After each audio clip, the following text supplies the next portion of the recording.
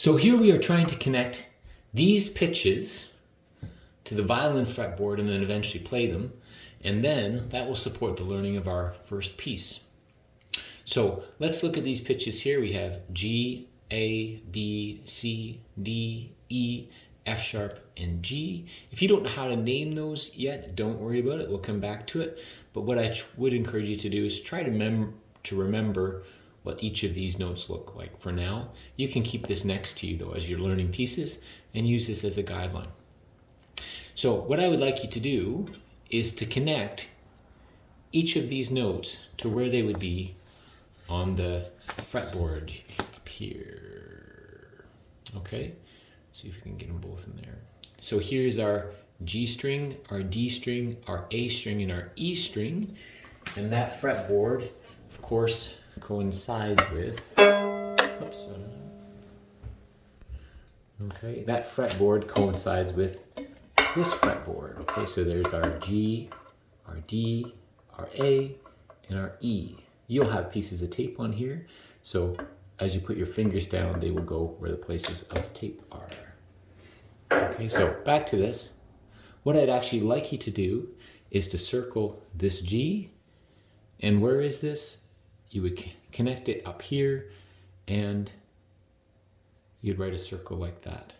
So we don't put a finger down for G because it's one of the open strings. So you just circle right where the G meets the end of the tuning board there. Here's the A. I'm circling that, and I would connect it with this. B, like that. C. Now you'll see D is here, and D is also there.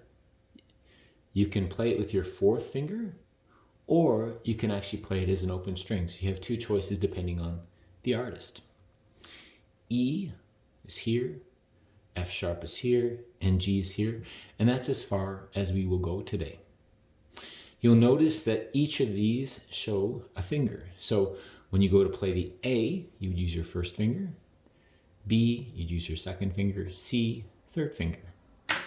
So the whole thing looks like this, and I'd encourage you to try it. Here is G. My first finger goes down, that's A. Here's B. Here's C right beside it. There's a D. Or again, I can play that as an open D.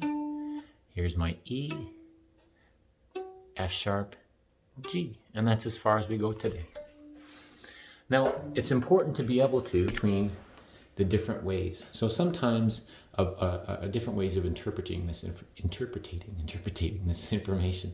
So sometimes we talk about the fretboard, but eventually what I want you to do is to be able to see this note and say, oh, that's an A first finger G string. What I'd encourage you to do is just take a few moments now, choose a note, see if you can play it. When you get to the point where it just happens automatically, then you can play music. But you do have to put that time in first where you start to memorize, okay, there's B, third finger, G string, okay? There's F sharp, because eventually you won't get any of those letter names below 2.